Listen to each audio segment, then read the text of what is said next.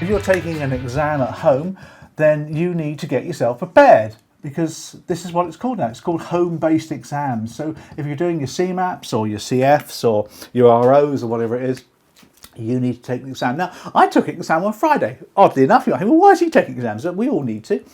And I first took my advanced planning exam back in the 90s. Obviously, I've kept up to date with what's been going on because I teach the topic.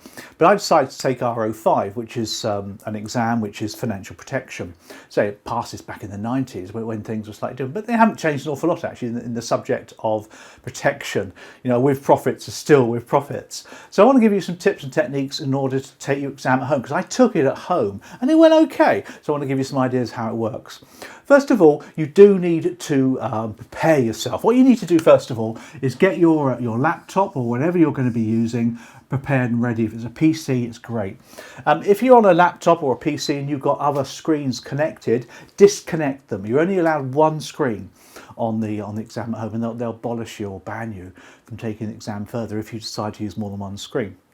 Then what you need to do is to get some software onto your system. Now, the software they use is their proprietary software. It's owned by the company, American-based company, that runs the exams. And you have to download it a couple of days beforehand. The reason for that is that if you're using a work laptop, you may not have admin permissions to be able to put software on your computer. So you'll be a bit of a problem, really, there. You've got to get around that issue by maybe using a home laptop or something, or home PC. Because work PCs don't allow you to download software, do they? So make sure you get your exam software in first. Once it's on the system, test it. Test it. They've got these like example exams you can do. Have a look at the format, how it all pans out. So it's best to do that a couple of days beforehand.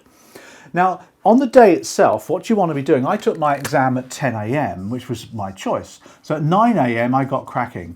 I got myself prepared. I went on to the email that they sent me through, and I clicked on that email, and that took me to the software that I'd already downloaded, and it allowed me then to log in. So obviously I logged in using my passwords, etc., and I was able to get myself ready. I cleared all my monitors. I got 4 monitors connected to one PC down there, so I cleared all those out, so I just had the one monitor. What I then did is got my bits and pieces together. I got my basic calculator. I got a very cheap calculator, so make sure you get yourself a calculator together, just a cheap one, because you can use that. I also got myself 2 sheets of paper, and on the 2 blank sheets of paper, which I was going to use for my workings out, I put my name on it, and I put the username and login number in case I had to re-log in. Because once your computer is going with the exam, you can't go into the computer. That's the whole point about that software. The software they put on you blocks everything else. It completely blocks everything else. You can't go on Google or anything, which is obviously the right thing to do. On the day I clicked on the link, went into the software, I then logged in and I got myself ready.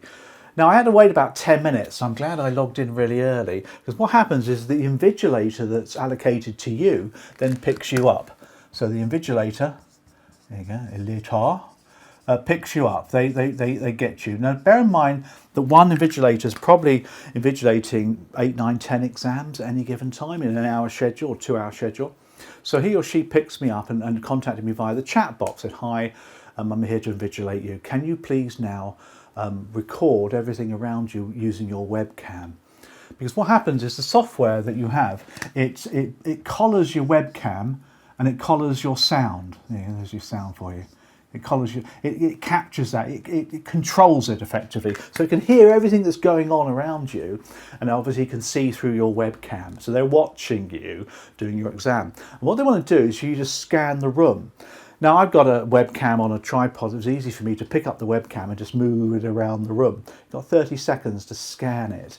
And they want to see your screen and your keyboard as well, and anything behind your computer. So if you haven't got a webcam that you can move around, then get a mirror or something so you can show them your laptop surface. That's really important. They then have a look at that. I had to wait another 10 minutes. I'm really glad I logged in early. Can you imagine if you logged in at 5 to 10, you'd be well nervous, wouldn't you? And I waited for a little while, and eventually they came back to, yeah, it's all okay. You're good to go to start your exam. And then I started the exam and off I went. Now, it was quite interesting actually, halfway through the exam. I don't know about you, but I tend to have a mannerism when I'm thinking. I tend to do that when I'm thinking. It's just habit, I suppose. I'm sort of thinking, because obviously I'm having to think about the questions, because I'm human like you. And I was doing this, because of course I have to pass, there's no choice for me.